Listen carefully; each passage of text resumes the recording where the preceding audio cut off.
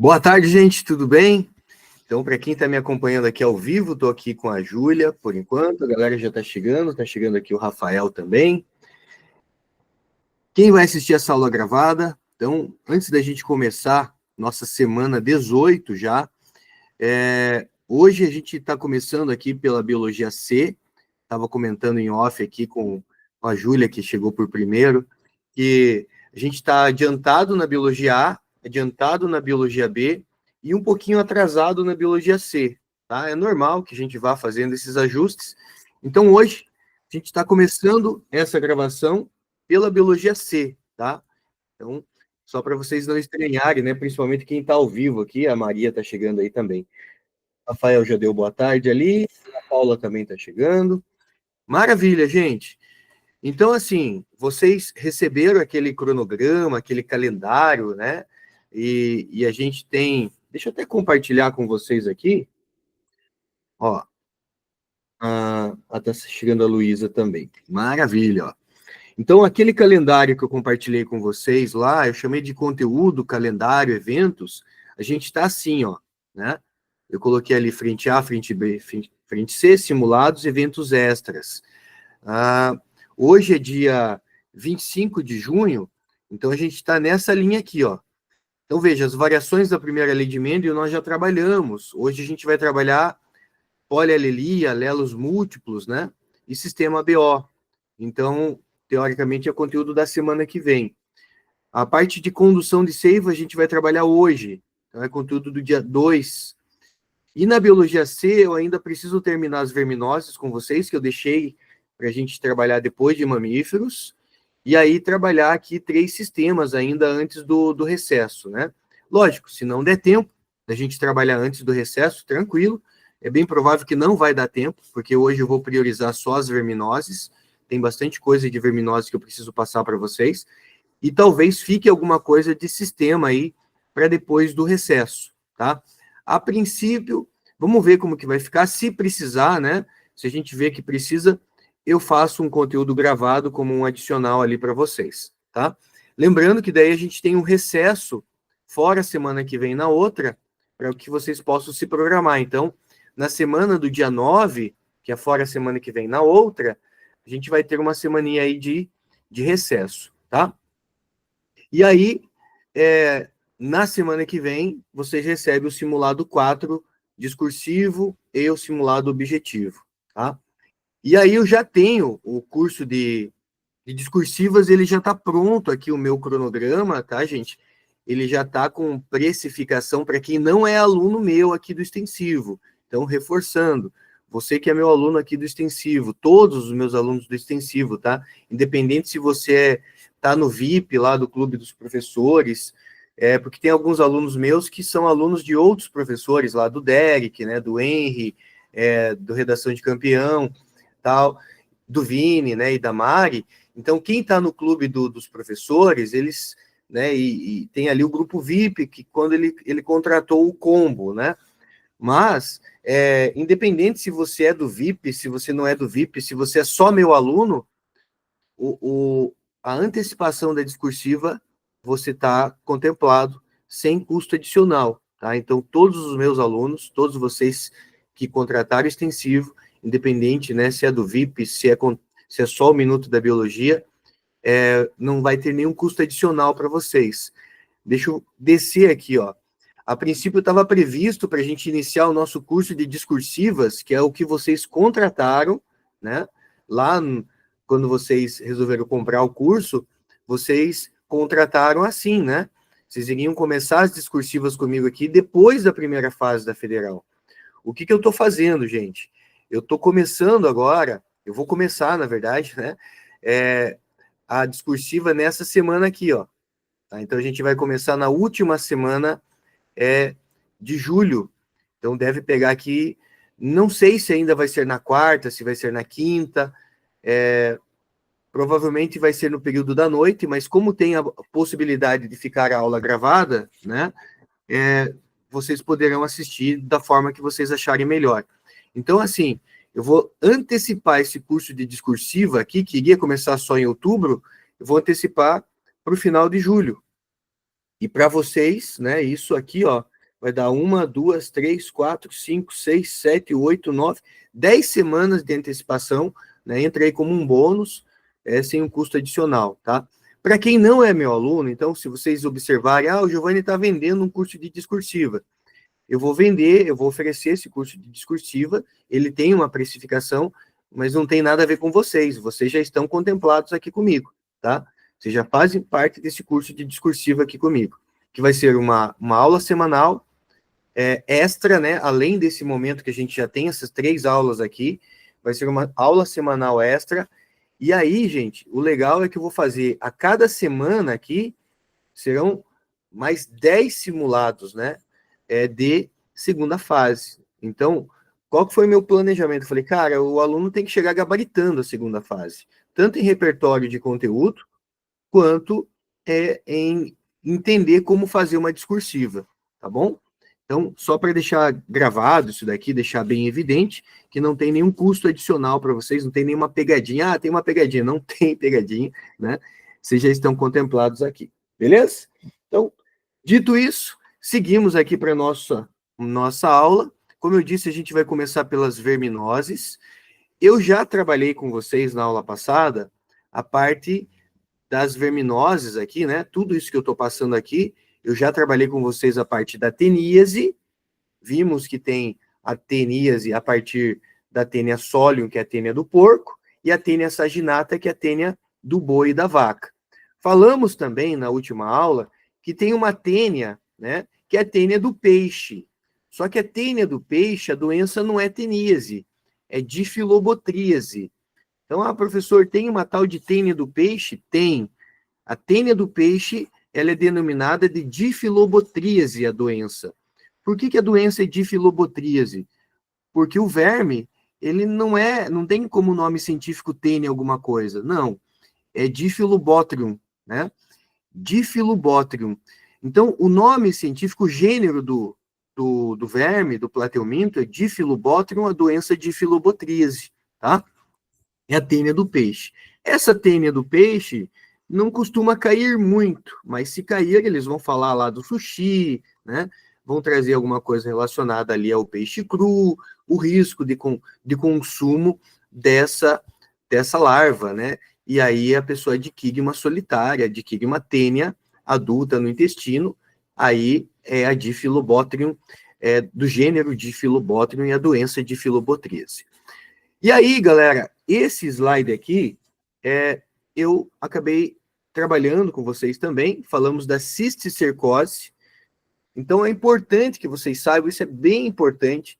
Como que eu pego teníase? Quando eu como a carne crua, mal passada, contaminada, contendo a larva cisticerco, tá? É pegadinha isso, né? Porque se eu como a larva cisticerco na carne, eu não tenho cisticercose, eu tenho teníase. Como que eu pego cisticercose? Eu pego cisticercose se eu comer ovos, né, do verme. E só no caso da tênia solium. Se você ingerir ovos de tênia saginata, não acontece nada, né? Mas se a gente ingerir ovos de tênia solium, desse ovo sai um embrião, né? Tem um embrião, desse embrião desenvolve uma larva, e essa larva vai se instalar na nossa musculatura, que pode se instalar também no nosso cérebro, e aí a gente chama de neurocisticercose, tá? Então eu fui até aqui na semana passada. Para fazer o fechamento, e por isso que eu fiz uma introdução novamente, porque ficou faltando um slide relacionado a cisticercose e teníase, né? Então, só para a gente revisar aqui. No caso dos sintomas, a teníase, a pessoa vai ter dor abdominal, anorexia, dor de cabeça, né? Então, dor abdominal, anorexia, né? Esse emagrecimento, né? A pessoa começa a emagrecer e fala, caramba, eu estou emagrecendo, por quê? Porque você está alimentando uma solitária, né? Literalmente, está alimentando ali um parasita, um endoparasita gigante, né? Que pode chegar ali a 7 metros de comprimento, e esse parasita está se alimentando, tá? Dos seus nutrientes. Imagine, né? O verme fica lá no intestino, absorvendo, né? Lembre-se que a tênia, o sistema digestório dela é ausente, ela não tem boca nem ânus, ela absorve os nutrientes que você já fez toda a digestão, né? Então, isso pode gerar o emagrecimento, né? Dor de cabeça. Por que dor de cabeça, gente? Porque se eu deixo de absorver alguns nutrientes, alguns sais minerais, algumas vitaminas importantes, se eu tenho deficiência de alguns nutrientes importantes, isso mexe com o nosso metabolismo como um todo. Então, isso pode gerar mal-estar, como dor de cabeça, por exemplo, tá? A Federal já cobrou isso numa segunda fase, falando de deficiência, né, de vitaminas. E aí estava relacionado a verminoses, né? Então, é importante você ter esse raciocínio. A diferença da teníase em relação à cisticercose, né, é que no caso da teníase, como eu disse, é quando o ser humano ingere a larva cisticerco presente na carne. E no caso da cisticercose, é quando o ser humano ingere ovos de tênia sólio. O homem ingere, então, o ovo da tênia. Desse ovo sai uma larva. Essa larva se instala no olho, no cérebro ou nos músculos, né?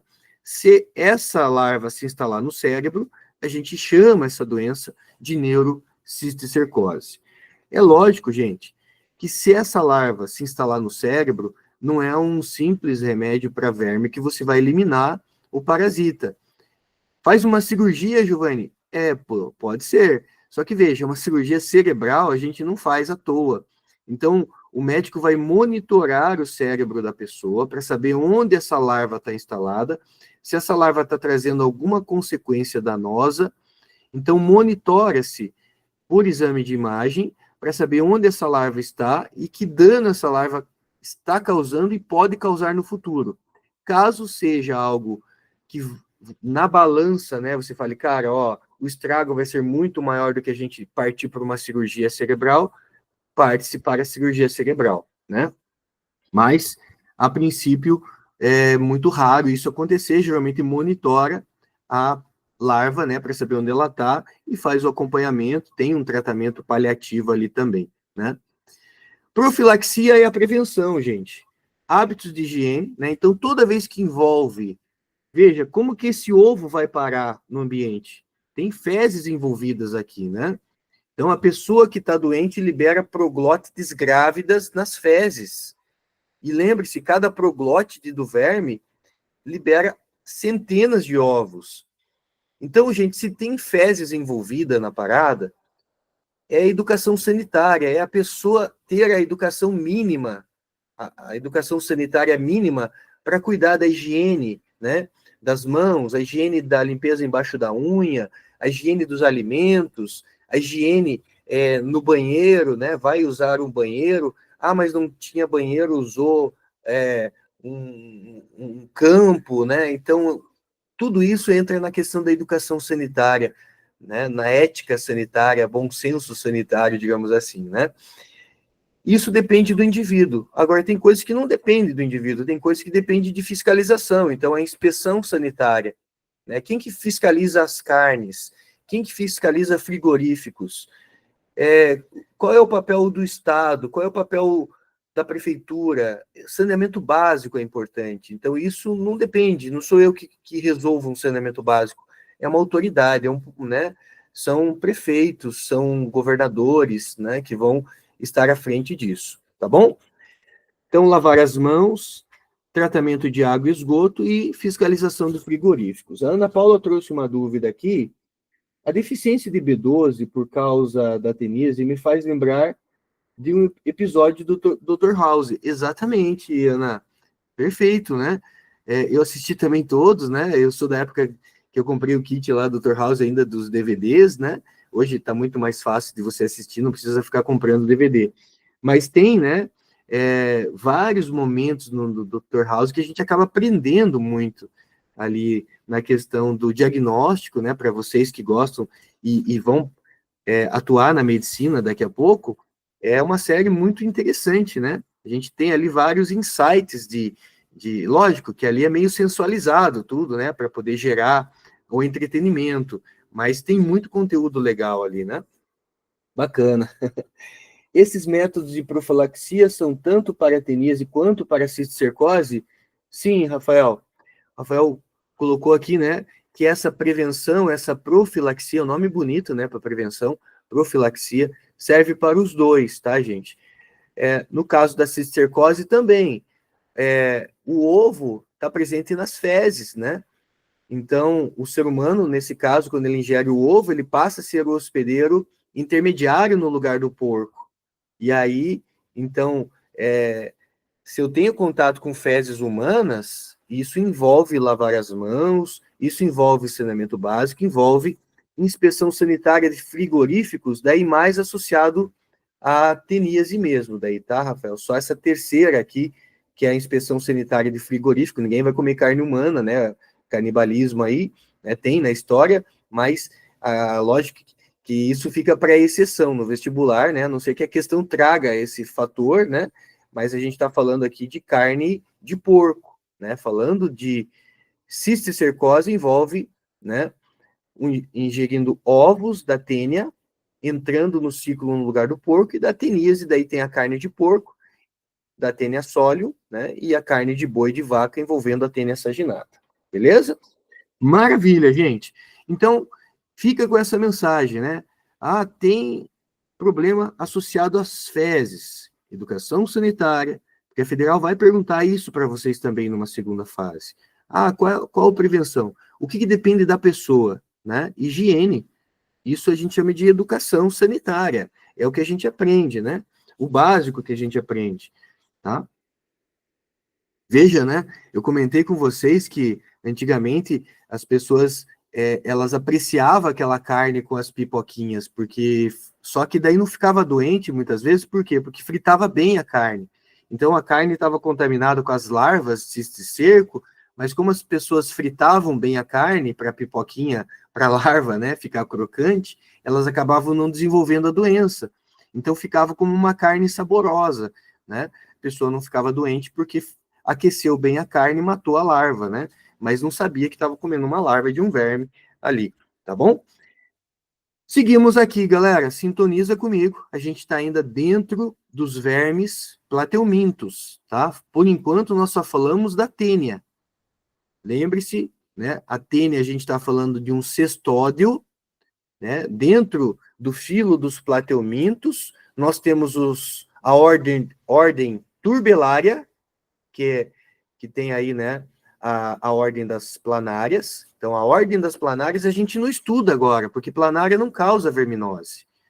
Então, turbelária, planária.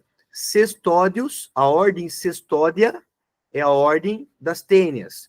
E a ordem tremátoda, que são os trematódios, é aqui o esquistossoma mansoni. Beleza, gente?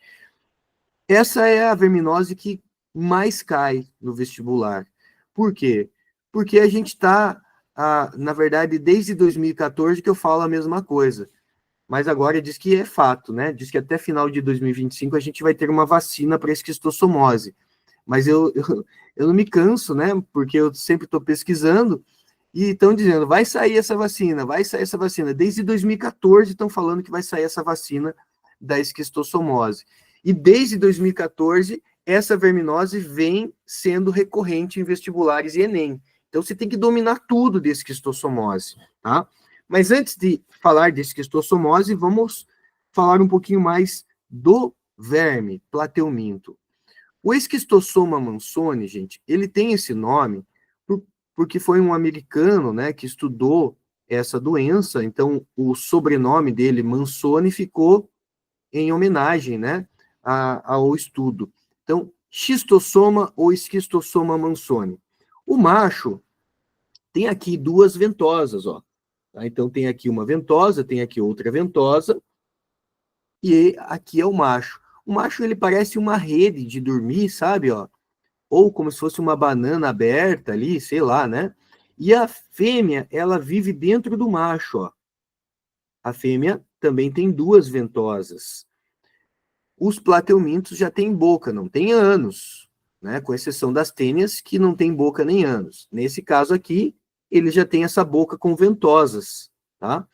Então, veja, a fêmea, ela é diferente do macho. Apesar de ter duas ventosas, o corpo dela é diferente. A gente chama isso de dimorfismo sexual. dois, morfos, forma. O macho tem um corpo diferente da fêmea, tá? Então, o que a gente observa? Que esse macho, ele tem um canal, gente, chamado de canal ginecóforo.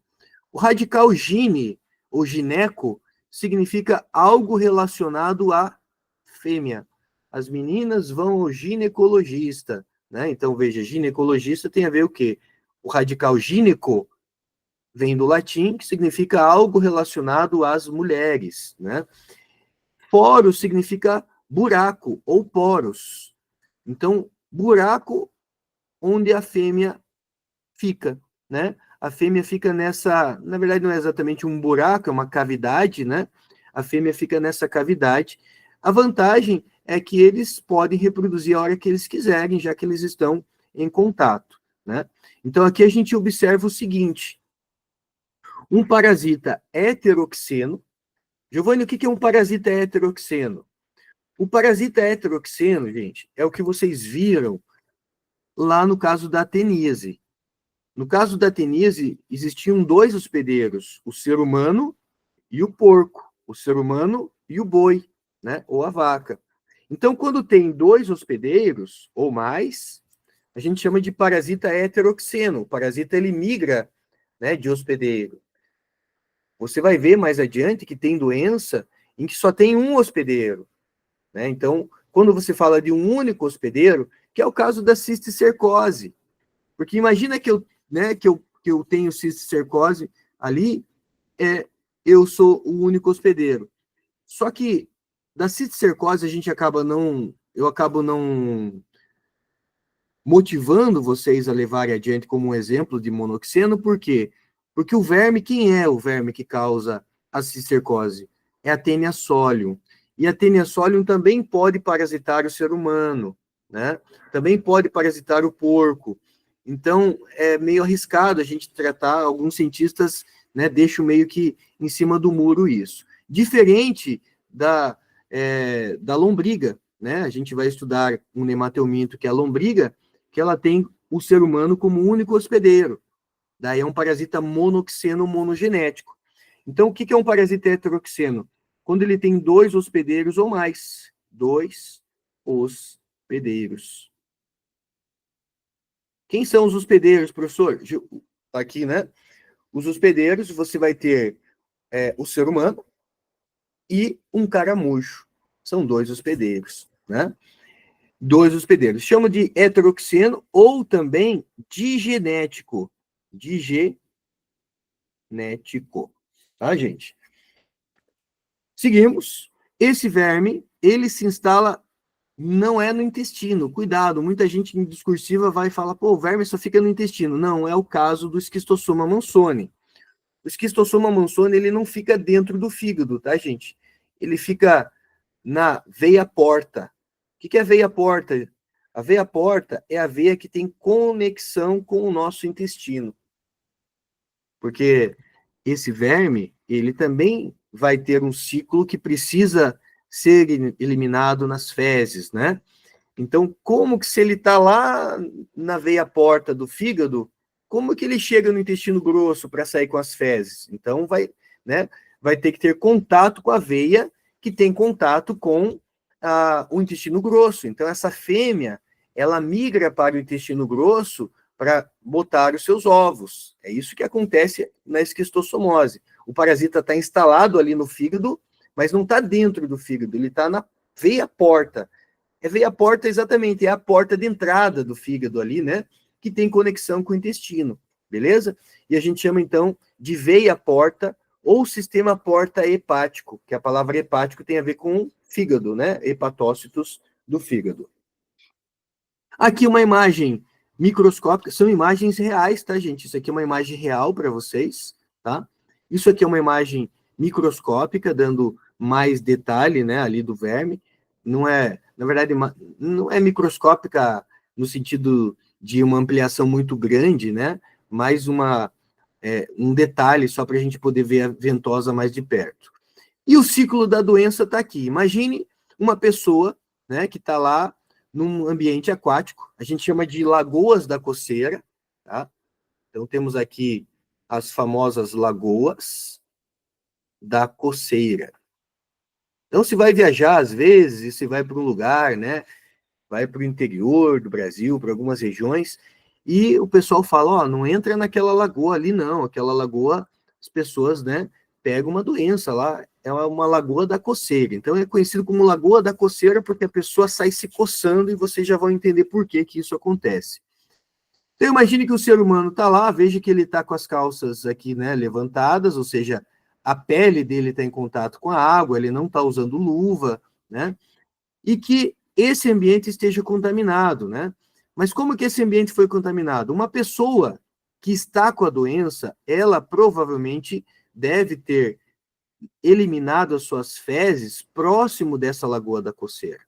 Então, vermes adultos ali, ó, estão nas veias do fígado e do intestino, né? Como eu disse, as fêmeas migram para o intestino para botar os seus ovos, né? Então, você pode encontrar esse verme tanto nas veias do fígado quanto nas veias do intestino. O ovo passa para o intestino e sai com as fezes. Então, quem eliminou essas fezes? Foi alguma pessoa que eliminou essas fezes próximo dessa lagoa. E esse ovo foi parar, né? Essas fezes foram parar no ambiente aquático. Dessas fezes, né, gente, contaminadas, o que a gente encontra nela? Uma larva ciliada. Essa larva ciliada tem o nome de miracídio. Essa larva miracídio, ela tem no máximo 72 horas de vida. Então ela não tem tempo a perder. Ela tem 72 horas de vida para encontrar quem? Para encontrar o caramujo. O caramujo do gênero Bionfalaria, né? Caramujo do gênero Bionfalaria. Esse caramujo, lembre-se, é um molusco, né? A gente está falando de um gastrópode.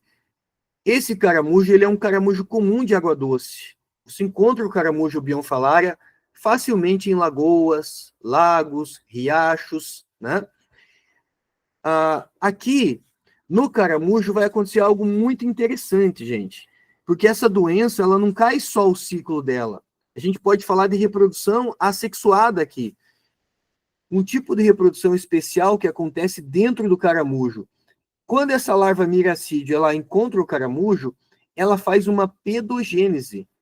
Pedogênese. Giovanni, o que é pedogênese? O radical pedo te lembra o quê? Pedofilia, né? Esse radical pedo, gente, ele remete a algo que acontece de forma precoce. Esse radical pedo, ele remete a algo que acontece na infância, né? Se a gente pensar no ser humano. Mas aqui não. Não está falando de infância, mas a larva é o quê? É a fase jovem do verme. Então, é uma larva se reproduzindo, galera. Gênese quer dizer formação. A pedogênese é um exemplo de partenogênese, só que na fase larval. Você lembra o que é partenogênese? Partenogênese é o seguinte, é o que acontece lá com a abelha, né? A abelha, a rainha, quando ela não tem o zangão, os óvulos dela dão origem a fêmeas, ali, né? A machos, perdão. Quando uma abelha rainha ela produz óvulos. Quando esse óvulo é fecundado por um espermatozoide do zangão, forma uma fêmea. As fêmeas são diploides. Mas o óvulo da rainha que não é fecundado por um espermatozoide, ele forma um macho. Ele forma o zangão. O zangão é haploide, gente. O zangão ele é formado por partenogênese, ou seja, a abelha rainha, se não tiver macho, né, ela produz ali, para poder reproduzir, ela produz dos seus óvulos novos zangões. Por que isso acontece? É uma forma dela equilibrar, né? Olha, tem muito macho, tem pouco macho, né? Então ela tem uma forma dela administrar a colmeia. Só que aqui a gente está falando de uma partenogênese, mas não é de uma abelha adulta. A gente está falando da partenogênese de um verme na fase larval. E essa partenogênese ela tem um nome especial, ela é chamada de pedogênese. Então essa larva ela encontra o caramujo e ela vai formar, né? Ela vai se reproduzir por pedogênese, sofrendo o processo de maturação, dando origem a novos estágios larvais, chamados de esporos, cistos e rédeas. Então, a larva miracídio encontrou o caramujo, ela sofre processo de pedogênese, dando origem a novos estágios larvais, chamados de esporos, cistos e rédeas, e esses esporos, cistos e rédeas dão origem a um novo estágio larval chamado cercária. As cercárias, elas são liberadas na água, elas são microscópicas, tá, gente? Então, você não vê uma cercária nadando. E ela demora mais ou menos uns 15 minutos para penetrar a pele da pessoa.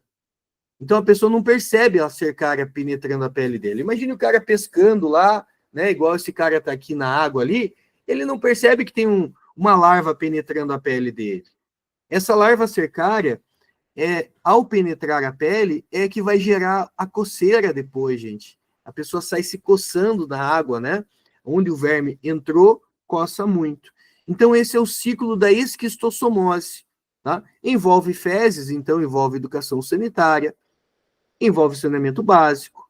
E aqui, né, no Brasil, hoje, eu disse para vocês que a gente está prestes a desenvolver uma vacina. Pelo que eu pesquisei recentemente, deve sair até o final de 2025, tá? A vacina da esquistossomose. E aqui no Brasil, como a gente não tem a vacina ainda, a gente não tem saneamento básico, também é precário em muitas cidades onde tem esquistossomose. A medida que o Brasil usa para combater essa doença é matar o molusco. Se a gente mata o molusco, gente, o que acontece? Você interrompe o ciclo de vida do verme. Porque se a larva miracídio, ela só tem 72 horas de vida para encontrar o caramujo. Se ela não encontrar o caramujo, ela morre. E aí o ciclo de vida é interrompido. Então, isso já foi tema de várias provas, né? Você usa o quê? Você usa uma substância molucicida. Molucicida. Se inseticida mata inseto, molucicida mata molusco, né? O que é molucicida? O látex é uma substância que mata molusco. Então, eles vão falar da coroa de Cristo. A coroa de Cristo é uma planta e a partir da coroa de Cristo obtém-se o látex que tem poder molucicida. Qual doença a gente consegue eliminar usando essa substância molucicida? Esquistossomose. O látex é obtido a partir da seringueira, uma árvore que nós encontramos com facilidade na Amazônia, né? Qual doença a gente consegue combater? Esquistossomose, beleza? A esquistossomose, ela também é conhecida como barriga d'água. Vocês já vão entender por quê. Porque ela causa o inchaço do fígado e do baço, né? A gente chama inchaço do fígado e do baço de esplenomegalia. Esplenomegalia, um inchaço do baço e do fígado. Então, as pessoas, muitas vezes, pessoas magrinhas, né, desnutridas, mas com uma barriga gigante, uma barriga que está envolvendo ali um processo inflamatório, tá? Aqui, ó. Então, aqui você tem a imagem de uma pessoa com esquistossomose, né? A barriga d'água. Os sintomas: dor, coceira, inchaço do fígado, inchaço do baço, cólica, diarreia, emagrecimento e ascite. Vamos lá. Inchaço do fígado e do baço, a gente chama isso aqui de esplenomegalia. Megalia. E aí você tem a ascite, que é o acúmulo de líquido. Acúmulo de líquido abdominal, né? Que líquido é esse? É líquido inflamatório, gente. A pessoa está com um processo, está com uma infecção abdominal, está com uma infecção ali no fígado, né? E isso gera o quê? Gera um processo inflamatório. E desse processo inflamatório a gente acaba, né, produzindo muito líquido inflamatório ali na região, e isso gera a famosa barriga d'água, né? Profilaxia, hábitos de higiene, saneamento básico, educação sanitária, tratar os doentes, daí já está doente, vamos tratar esses doentes, né? Remédio para verme funciona aqui na esquistossomose. Uso de luvas e botas. Então, precisa entrar na lagoa da coceira, uso de luvas e botas. E evitar as lagoas da coceira, né? Então, se a população já sabe que ali tem problema, não entra ali, enquanto, né, a gente não tenha um tratamento adequado, a gente não tenha uma vacina adequada, alguma coisa nesse sentido, tá? Agora eu vou passar para vocês um vídeo, esse vídeo é de 2014, tá? Acompanhem para vocês entenderem um pouquinho do que eu falei até agora. Desenvolveram a primeira vacina no mundo contra uma doença causada por um parasita. A descoberta protege contra a esquistossomose e o primeiro teste clínico foi feito com sucesso. Neste pequeno frasco está uma grande conquista da ciência brasileira. Uma vacina que protege contra a esquistossomose, também conhecida como barriga d'água. Nós temos agora uma produção 100% nacional, dirigida a uma doença que talvez seja das mais importantes do ponto de vista mundial. São 200 milhões de pessoas atingidas. Aqui no Brasil nós temos 2,5 milhões de pessoas com esquistossomose. Na maioria, gente que vive em áreas sem saneamento básico e entra em contato com o verme, o Schistossoma mannsoni. Causa fraqueza, diarreia, enjoos, vômitos, anemia e, em casos mais graves, pode levar à morte. Os cientistas conseguiram isolar a molécula que é fonte de energia do parasita, a SM14. Ao tomar a vacina, o corpo humano produz anticorpos. Quando a pessoa tem contato com o verme, esses anticorpos entram em ação, fazem a molécula parar de funcionar, matando o parasita. Foram mais de 20 anos de trabalho no laboratório até poder testar a descoberta em seres humanos. Ainda faltam novos testes, mas os pesquisadores estão otimistas e acreditam que daqui a 3 ou 4 anos a vacina já vai estar disponível para a população. E nas áreas de maior incidência da doença, ela poderá fazer parte do calendário de vacinação infantil. É uma doença crônica, antiga, que compromete a saúde, a qualidade de vida. A gente está trabalhando na fronteira da ciência para uma doença que é nossa. Legal, gente. Então tá aí, ó. O que é o SM? É o Schistossoma mannsoni. 14 foi o ano, né, que essa vacina foi, né, digamos assim, é uma forma de comemoração, né? Então eles estão ali vocês viram, 2 décadas, né, mais de 20 anos tentando desenvolver essa vacina, e em 2014 eles chegam à conclusão que, cara, temos uma vacina promissora, né? Mas que ainda vai levar 3 ou 4 anos para a gente colocar ela no mercado. Faça a matemática aí, 2014, 3, 4 anos, chutando alto, 2018 a gente deveria estar com essa vacina. Não saiu, né? 2019, 20, a gente está chegando em 2025, e agora dizem que até final de 2025 deve sair essa vacina. Se realmente isso acontecer, gente, essa doença vai aparecer no Enem, vai aparecer no teu vestibular, tá? Essa vacina, ela usa uma proteína do verme. Vai ser a primeira verminose que a gente vai ter uma vacina, né, para seres humanos. Então, veja que interessante, né? Você diz assim, por que não tem uma vacina para esquistossomose se nós conseguimos desenvolver uma vacina para a Covid-19 em 8 meses? Gente, no caso da Covid-19, nós falamos de uma pandemia, de uma doença global, de interesses econômicos de grandes laboratórios em colocar vacina no mercado, de o mundo inteiro precisar dessa vacina, de um investimento econômico gigantesco. Então, você tem, de um lado, investimento econômico, você tem, do outro, interesse comercial de laboratórios, né? A necessidade, a dor e a necessidade, né? Ali, de produção e o investimento econômico. E aí isso sai rapidamente, né? No caso da esquistossomose, ela é uma doença negligenciada. Isso pode ser uma pergunta para vocês. Por que demorou tanto para sair essa vacina?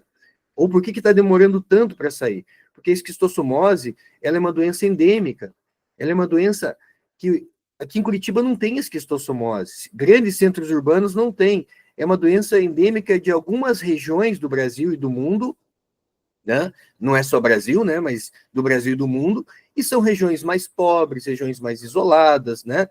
E aí o governo vai mandar investimento para a esquistossomose e vai mandar agora, as pessoas estão morrendo de síndrome respiratória aguda, né? De um vírus sincicial e também de gripe, né? A gente está ouvindo aí diariamente agora que pessoas que não tomaram vacina da gripe não, né, estão morrendo. Quem está morrendo agora de doença respiratória, está morrendo de gripe, são pessoas que não tomaram vacina. Então, o governo acaba investindo nessas doenças do momento. E a esquistossomose, essas doenças endêmicas que pega pequenas regiões mais pobres, elas não vêm investimento para o cientista fazer pesquisa. E aí acontece o quê? Acontece que vai atrasando a pesquisa, né? Veio a pandemia, cara, esquece a pandemia. Esquece a esquistossomose, né? O foco é a pandemia. Então, durante a pandemia, você acha que alguém se preocupou? Tem que mandar investimento para a vacina da esquistossomose. Parou, para tudo, né?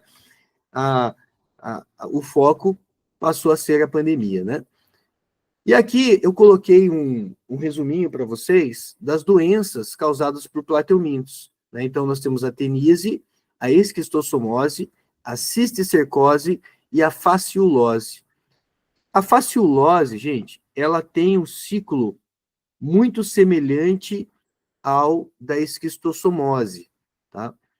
Então, e é uma doença que ela é mais difícil, né? Pelo menos aí nos últimos 20 anos, né? Eu não lembro de ter visto uma questão com fasciulose. Então, é uma doença que é importante você saber que é um plateuminto e que o ciclo da doença, ele é similar com o ciclo da esquistossomose, tá? Tem, salvo algumas, digamos assim, diferenças, né? Por exemplo, da esquistossomose, a larva penetra a pele, da fasciulose não. Da fasciulose é via oral, né? A gente acaba ingerindo ali os ovos do verme, e aí desenvolve a fasciulose, mas envolve ambientes de água doce, né? Envolve ali o caramujo bionfilária, só que daí a larva não penetra pela pele, é a ingestão dos ovos do parasita, tá bom? Falamos aqui, tem uma dúvida aqui do Rafael. Tanto que eu li que só ano que vem vai estar disponível a primeira vacina da Covid com 100% de carga de teste e aprovações de órgãos científicos, que normalmente acontece com novas vacinas. No caso da Covid, foi só para frear o avanço da pandemia. Exatamente, Rafael. O que sobrou de vacina da Covid-19, né? Eu estou fazendo alguns posts ali no Minuto da Biologia, e eu vou soltar um novo post hoje, que fala sobre a vacina de vetor viral. Nós tivemos a vacina de RNA mensageiro, que é a vacina da Pfizer. Essa é a vacina que está no mercado até hoje, né? A vacina da Pfizer, que usa uma tecnologia de RNA mensageiro. Mas a vacina AstraZeneca Oxford, essa saiu do mercado. Por quê? Porque ela usava uma plataforma de vetor viral, que quando você compara com a tecnologia genética, né, do RNA mensageiro, ela não consegue competir. E quando você olha em resultados, cara, a vacina da Pfizer, ela trouxe resultados muito mais interessantes do que a vacina AstraZeneca. Então, a vacina AstraZeneca Oxford, ela perde valor comercial, ela perde espaço comercial. O que o laboratório fez? Tirou a vacina do mercado, né? Falou, a gente não consegue competir, então tira a vacina do mercado. Então, essa vacina não era boa? Cara, ela foi boa, né? Eu tomei essa vacina Oxford e AstraZeneca, então ela conseguiu frear a pandemia, mas, digamos assim, ela não era a melhor vacina. A melhor, hoje nós sabemos, né, que usa essa plataforma de RNA mensageiro e que também passou aí, né, por várias atualizações devido às mutações do vírus, né? Então, exatamente o que você escreveu aqui, Rafael, tá? Beleza, minha gente, vamos lá. 14h45, eu vou tocar mais um pouquinho aqui na parte dos vermes nemateumintos, tá? E aí a gente já vai fazer um intervalinho, tá bom?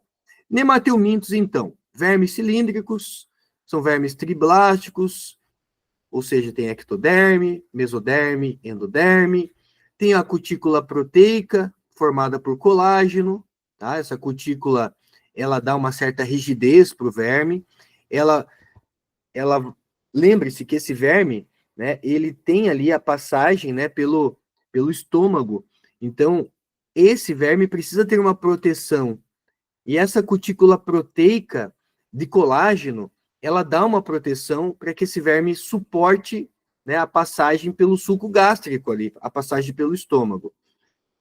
É um verme que ainda não tem sistema respiratório, acontece por difusão, não tem sistema circulatório, mas já tem o pseudoceloma, né? O pseudoceloma já é um líquido celomático que distribui nutrientes pelo corpo do verme e funciona como um esqueleto hidrostático, né? A pressão desse líquido faz com que esse animal tenha um esqueleto hidrostático. A lombriga, tá aqui Ascaris lumbricoides, também tem dimorfismo sexual, ou seja, o macho e a fêmea não são exatamente iguais. a fêmea é maior, geralmente a fêmea é maior do que o macho, a fêmea pode chegar até 35 centímetros, então veja, é um verme visível, né? O macho pode chegar no máximo ali a 25 centímetros. Então o macho é menor do que a fêmea, gente. Veja que o macho, ele tem na parte do ânus dele aqui, ó, essa curvinha, ó, tá vendo? É nessa parte do ânus aqui do macho que fica as espículas copulatórias, como se fosse o pênis do verme, tá, gente? Mas não é chamado de pênis, a gente chama de espícula copulatória. Então é nessa região aqui, perto do ânus, que fica a espícula copulatória. E aí a gente passa a não chamar só de ânus, chama de cloaca, né? É o primeiro animal desses 9 filos que nós estudamos que vai ter sistema digestório completo, tem boca e tem ânus, né? Então veja, até plateuminto só tinha boca. O primeiro animal que vai ter sistema digestório completo são os nemateumintos. E a lombriga é um verme importante. Você tem que dominar bem, porque a lombriga é o principal representante dos nemateumintos quando a gente pensa, né, em anatomia, quando a gente pensa em conhecimento de verme e nemateuminto. Ela se instala onde? Também no intestino delgado, tá? E aí a gente tem aqui, isso aqui é uma imagem real, né? Não está muito nítida, mas isso aqui é um desenho para você entender. Olha, a fêmea ela é reta, ó, reta, mas ela é cilíndrica, né? O macho já não é reto. O macho também é cilíndrico, mas ele tem aquela curvinha na parte ali da cloaca, onde ficam as espículas copulatórias, tá? Então, veja, tem ali a boca. Se a gente der um zoom na boca, tanto do macho quanto da fêmea, olha só, ele tem lábio. É bonito, né? É um verme que, olhando de perto, até que é bonito, né? Dimorfismo sexual, o macho é diferente da fêmea, né? Em formato e em tamanho. E aqui nós temos um parasita monoxeno monogenético. Monoxeno, monogenético, ou seja, somente um hospedeiro. Ascaridíase, primeira verminose causada por nemateuminto. Ascaridíase, Ascaris lumbricoides. A pessoa que está com a lombriga tem que ter pelo menos um macho e uma fêmea no intestino, né? Para eles poderem reproduzir. A pessoa que tem pelo menos um casal de lombriga no intestino, esse casal se reproduz, produz ovos, né? Com uma casca rígida de quitina. Esses ovos caem no solo com as fezes. Desse ovo, né? Contaminam o ambiente, verduras são regadas com essa água contaminada, contamina a água, verduras. Desse ovo sai um embrião. Esse embrião, ele acaba sendo consumido junto com vegetais ou água, né, contaminada. Então a pessoa engole esse ovo, ingere esse ovo, né? Então o contato aí não é penetração pela pele, nada disso. Ele vem junto com o alimento. Então você já sabe, prevenção, lavar bem os alimentos, ferver a água, tomar água filtrada, né? Só que todo jovem, ele gosta de dar um rolê, né? Então essa larva que vai chegar ali no intestino, ela não vai ficar quietinha no intestino, ela vai querer dar um rolê pelo corpo da pessoa. Então, uma larva rabiditoide sai do ovo ali no intestino delgado e ela, nessa fase jovem, ela fala, eu vou dar um rolê pelo corpo dessa pessoa. Ela perfura o intestino, vai ali para o fígado, passa pelo coração, passa pelos pulmões, passa pela traqueia. A pessoa pode visualizar essa lombriga, né? Ali saindo pelo nariz, saindo pela boca. Muitas vezes, se a pessoa está dormindo, ela acaba engolindo essa larva, e essa larva, então, volta para o intestino, né? Só que quando ela volta, ela já está adulta. Ela já está numa fase adulta, aí ela reproduz e produz novos ovos, né? Então, veja o ciclo das caridíase, gente.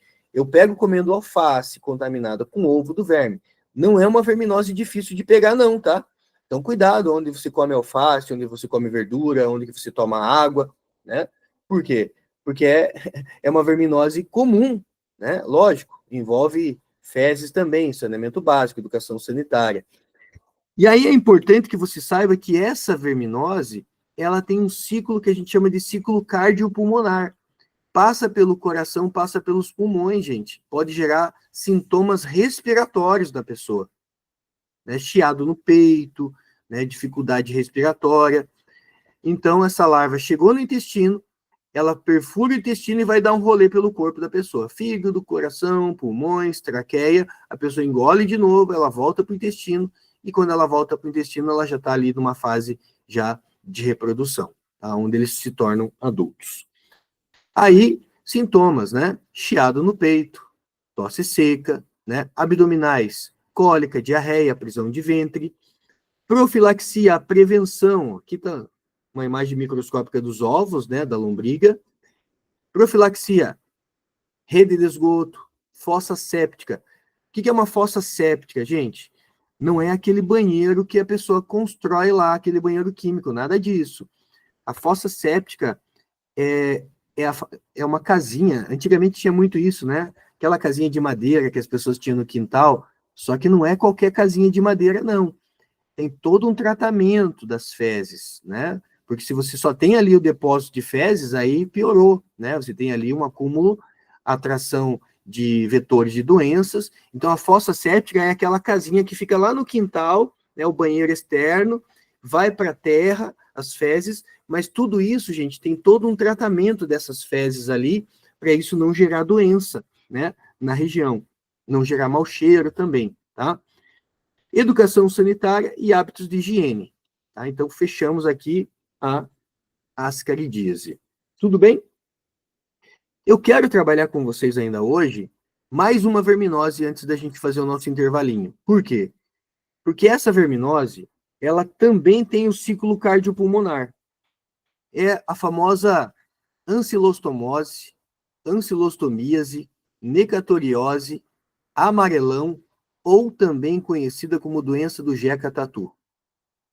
Lá na década de 20, o Monteiro Lobato, ele cria uma história desse personagem, um personagem do campo, que andava descalço, né, que não gostava de trabalhar, e quando trabalhava muito devagar, né, se mostrava uma pessoa preguiçosa, e era um personagem conhecido como um vagabundo, né, que não trabalhava, se trabalhava, trabalhava muito devagar, não tinha energia, né, só gostava de dormir. Esse cara que andava descalço, ele tem tudo ali na história do Monteiro Lobato para trazer uma educação sanitária, gente. Porque no início da história a gente fica com esse Jeca Tatu como sendo o cara vagabundo, preguiçoso, que não trabalha, mas no final da história a gente entende que ele não é um vagabundo, ele tem uma doença, ele tem anemia, por isso que ele não tem energia para trabalhar. Ele está doente, esse homem precisa de tratamento, né? Então, vamos lá. Ancilostomíase, por quê? Porque o verme é o Ancilostoma duodenale. Necatoriose, porque o verme é o Necator americanus. Então, são dois vermes que podem causar essa doença. O Ancilostoma duodenale ou o Necator americanus. Amarelão, por quê? Porque causa anemia, né? Doença do Jeca Tatu, por quê? Por causa da história do Monteiro Lobato, né? Que cria essa história para trazer essa educação sanitária na época. Como que pega essa doença? A pessoa com o verme no intestino libera os ovos nas fezes. Esse ovo, né? Ali sai um embrião. Esse embrião mostra ali também uma larva rabiditoide. Rabiditoide é porque ela quebra esse ovo, né? E primeiro a cauda dela, né, o rabinho dela ali fica mexendo, né? E aí deram o nome de larva rabiditoide. Essa larva, ela passa por algumas maturações, mudas, né? Ela amadurece 3 vezes. Passa por 3 estágios larvais, 3 mudas. Torna-se uma larva filarioide, e essa larva filarioide penetra pela sola dos pés. Então tem tudo a ver, ó, o Jeca Tatu era o personagem que andava descalço, gente, né? Então larva que penetra a sola dos pés, penetrou a sola dos pés, olha a sequência. Vai para o coração, cai na corrente sanguínea, chega no coração, do coração passa para os pulmões, sofre amadurecimento nos pulmões, vai para a traqueia, vai para a faringe, vai para o esôfago, vai para o estômago, e aí vai lá para o intestino, onde sofre amadurecimento e se torna o verme adulto, né? Então, esse é o ciclo cardiopulmonar da ancilostomose, ancilostomíase, necatoriose, amarelão ou doença do Jeca Tatu. Cuidado que se falar uso de calçados, desconfie que é ancilostomíase. Mas se falar uso de botas, pode ser esquistossomose, né? Se falar de lagoa, uso de botas para entrar na água, daí é esquistossomose. Simplesmente se falar uso de calçado, daí está falando da doença do Jeca Tatu. Olha a imagem aqui, né, do ancilóstoma duodenale. Ele tem a boca com dentículos, né, que acaba gerando machucado na parede intestinal e a pessoa perde sangue. Então, por isso, gera hemorragia. Esses dentículos aqui se prendem na parede do intestino delgado, ali da pessoa, e gera hemorragia, que gera perda de sangue, anemia, né? Fezes com sangue, palidez, cansaço, tontura, tudo aquilo que o Jeca Tatu sofria lá, né? Tinha muitas dores. Prevenção, saneamento básico, hábitos de higiene, né? Entre a educação sanitária, tratamento da água, e o uso de calçados aqui é importante, tá? Então, pegamos aí, e aí, semana que vem, a gente entra na parte da próxima verminose. Tranquilo? Então, é legal que a gente não está acumulando muitas doenças, né, em cada aula. 14h57 agora, vamos fazer um intervalinho, gente, até 3h05, 14h58 virou o relógio agora, então 3h05 a gente volta com a biologia A, tá bom? Vai tomar uma água e eu vou estar por aqui qualquer dúvida.